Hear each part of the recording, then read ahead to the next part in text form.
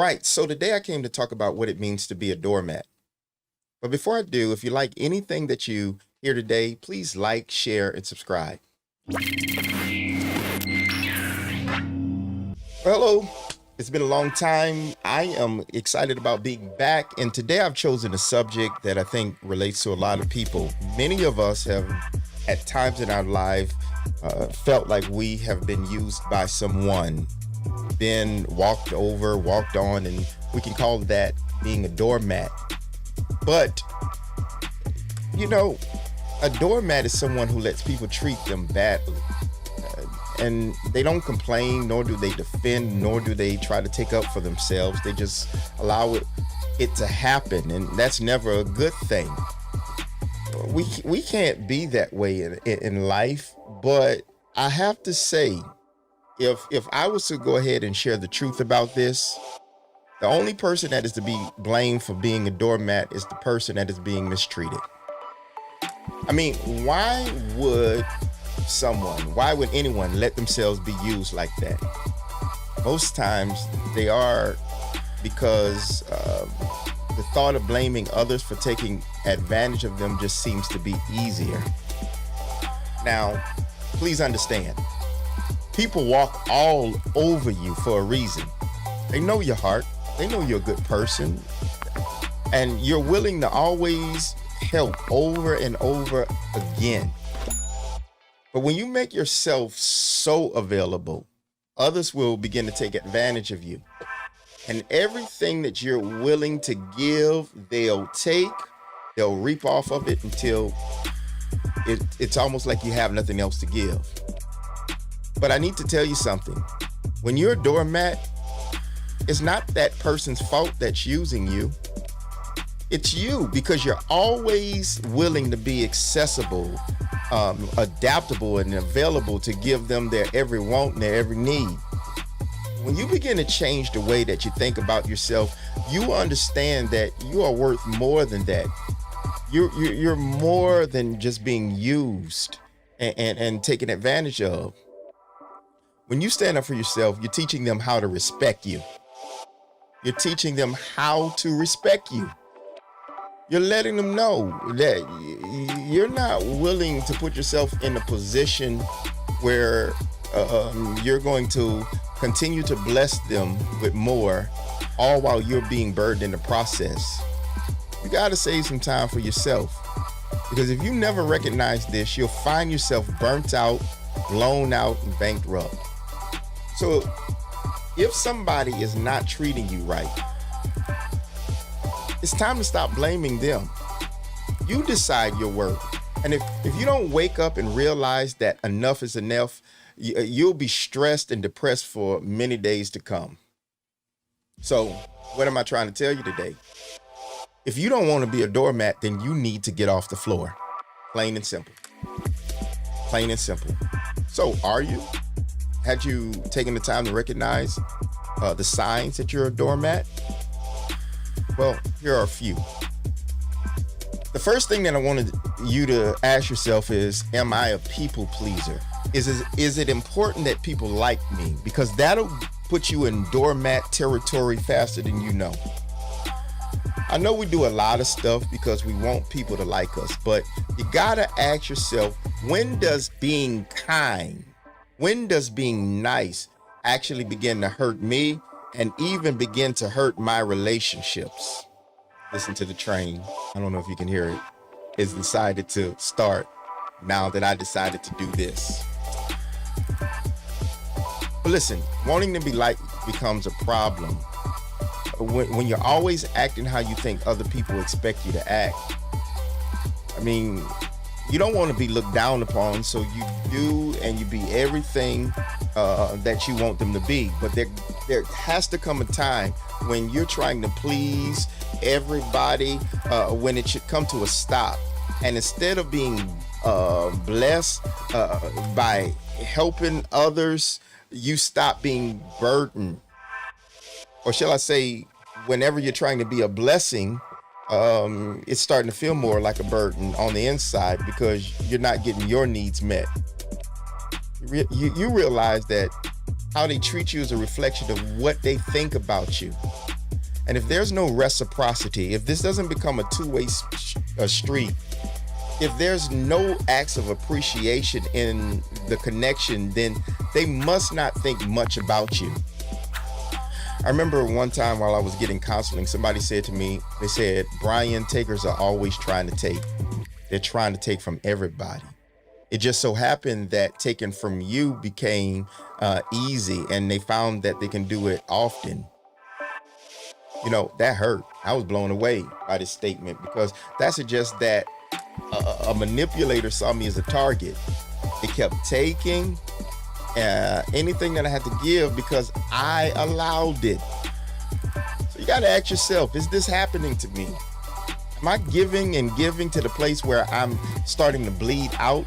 Am I becoming emotionally and physically and financially empty, bankrupt, blown out, just to make sure that somebody else is happy? You can't say that you're not happy if you don't expect or even insist on reciprocity in your connections, in your relationships. Ships are supposed to take you somewhere.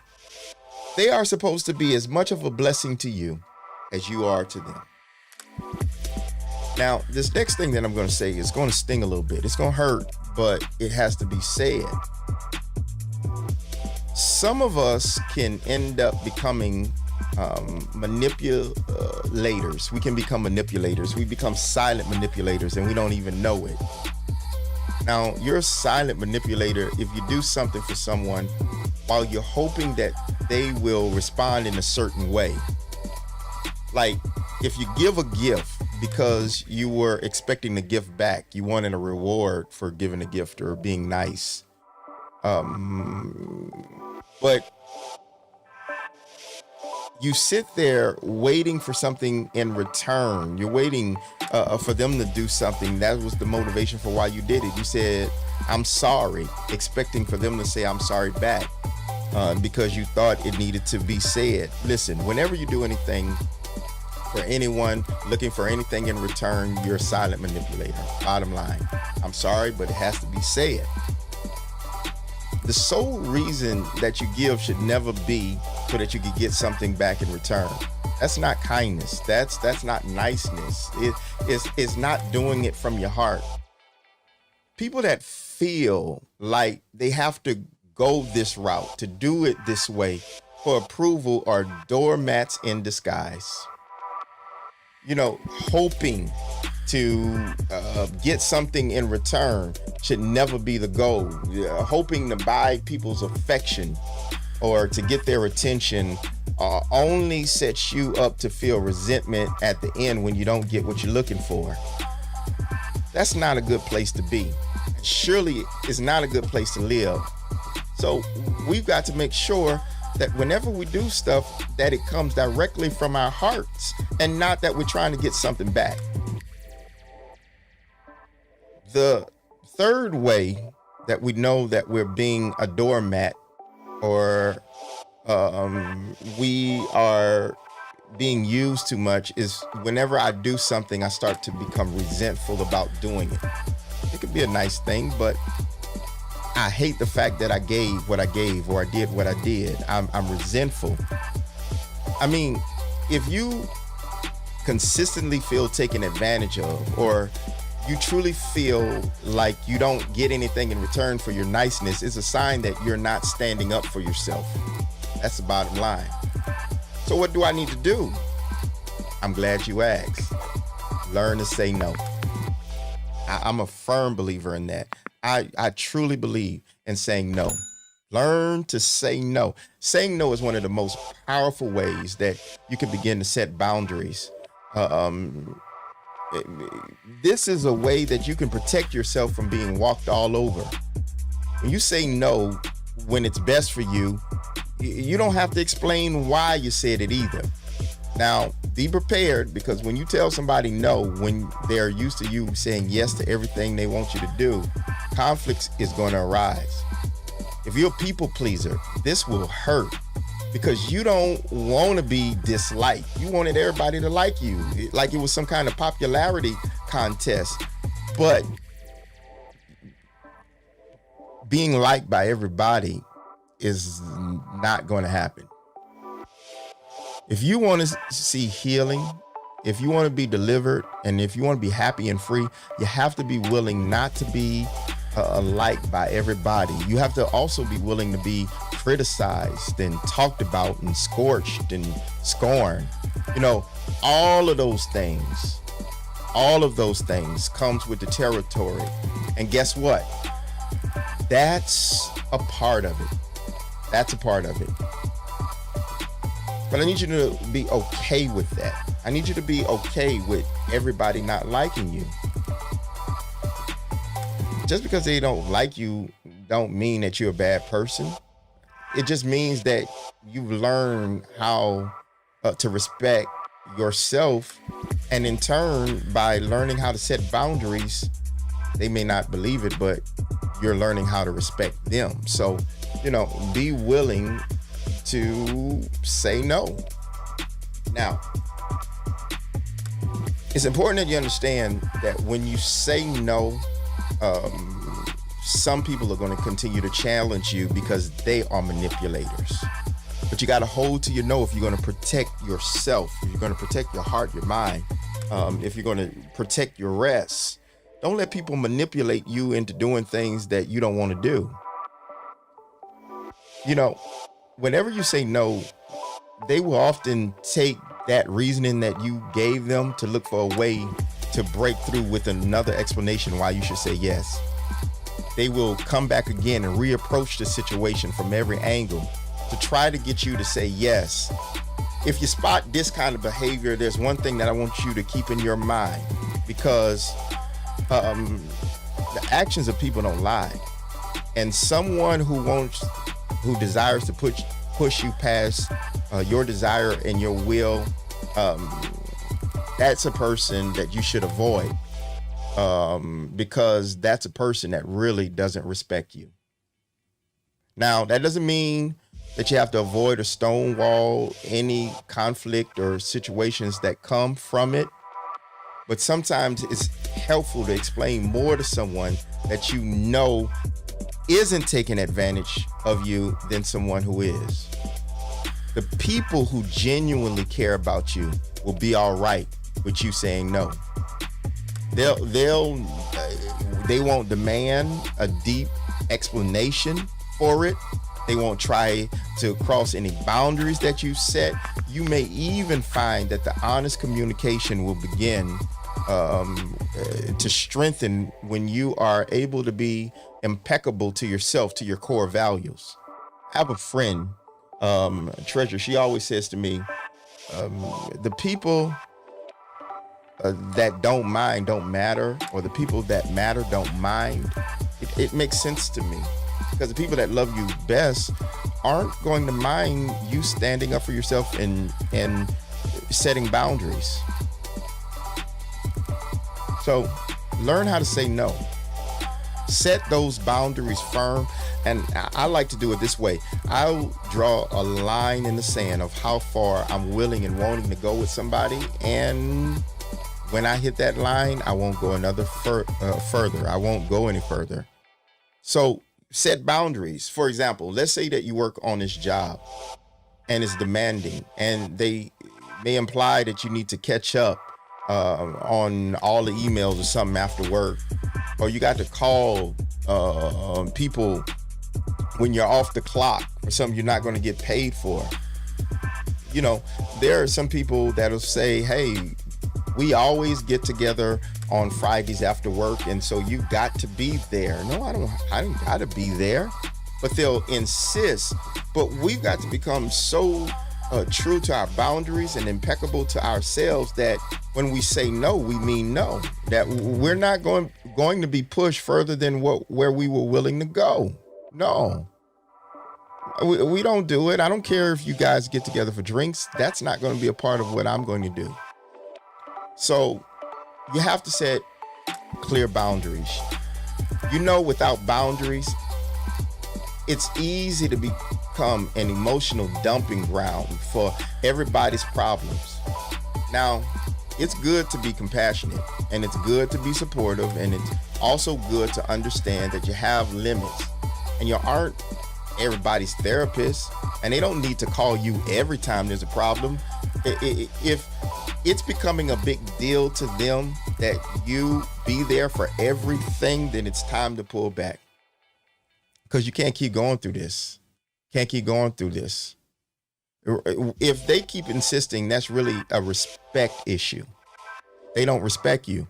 And it's also one that indicates that you never really found a way to set boundaries. So let me tell you, you've got to set boundaries. Now, this next thing I'm going to tell you is that, people like to be liked. People like when people are nice to them in its appropriate context. People really do like when people are nice to them. They like when they are heard and seen and respected. I mean, niceness just feels like respect. It is respect to a certain degree. But what they don't like is when somebody is being nice when they really didn't want to be nice. That's not being genuine, and that's not being nice. They don't like that. Just doing stuff that doesn't really come from their heart. They don't appreciate someone who will do anything for them, even at the cost of their dignity. I see this in relationships all the time. You were dating for a couple of months, and then all of a sudden that person will become disrespectful, and then to please that person, you'll see someone do anything just so that they wouldn't leave them. That's not self-respect. That's not self-confidence. Let me tell you something. Self-confidence equals attractiveness. However, when you're trying to buy someone's love, buy somebody's approval, that's unattractive. You're really in doormat territory when you get that way, because people know that they can do anything to you, and you'll do it. You'll just say yes. You'll be available when they treated you so unfairly and unjustly. It's not a way to live.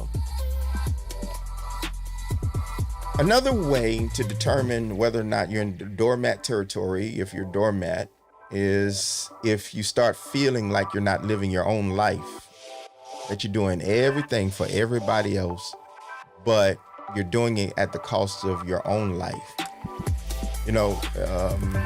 You're doing it to keep a relationship alive. You're doing it to be liked by people, but then all of a sudden you look around and realize you don't have your own life. That's a warning sign. That's a warning sign. Whenever you're doing stuff for other people and not doing things for yourself, that's why it's important that on your rest days that you rest. I mean, find a hobby. Get a hobby. Find new places to visit by yourself. Once you feel like the sun rises and shines through somebody else, the sun rises in their eyes and it sets in their butt crack. Look, you're in doormat territory. Once you feel like you are doing more for other people than you're doing for yourselves, that's not a place to be. Now, I gotta say this, because for people dating, if you're being nice to the person that you like so much, but the next way you learn is that they're not willing to be nice back, that's not going to work out. I've noticed that when people get dumped or feel like they've been rejected or betrayed, when they feel that they were nice, not realizing that they've been silent manipulators, not realizing that they were people pleasing, not realizing that they had no boundaries set in and of themselves, they'll walk away from a relationship, from a partnership, saying, I'm tired of being treated this way. I guess I'm being treated this way because I'm just too nice. I'm just too nice. When you find yourself saying that over and over again, that people mistreat me because I'm too nice, then something is wrong. Something is wrong. Something is wrong. That's not the way it's supposed to be. What you're saying when you say that, what you're really saying is that your love for attention and affection is so great that you're willing to be walked on. But I said it earlier. If you don't want to be walked on, if you don't want to be a doormat, get off the floor. You're not dumped because you're too nice. You're not rejected because you're too nice. You're rejected because you haven't learned to love yourself. You shouldn't have to go overboard to be nice. You shouldn't have to take all kinds of treatments in order to be nice. Because when you are that nice at the loss of your dignity, people begin to lose respect for the person that you are. When you're being extra nice at the expense of your dignity, at the expense of your honor, nobody respects that.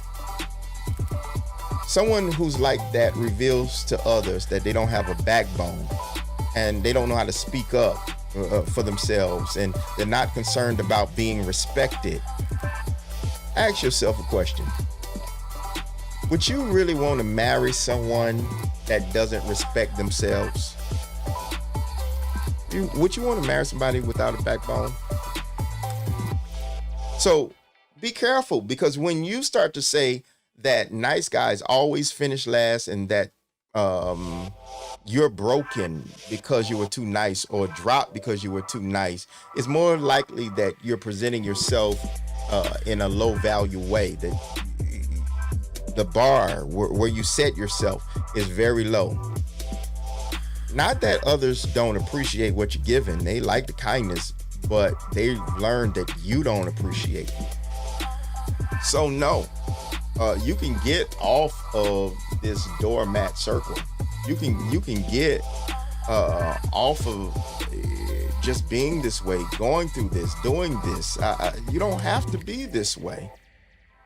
That it's possible that you're this way because you don't mind being this way, and that's never a good place to be. Never a good place to be. Now, if we was living in a perfect world, if you was on a perfect job, if you went to a perfect grocery store, every situation would be right.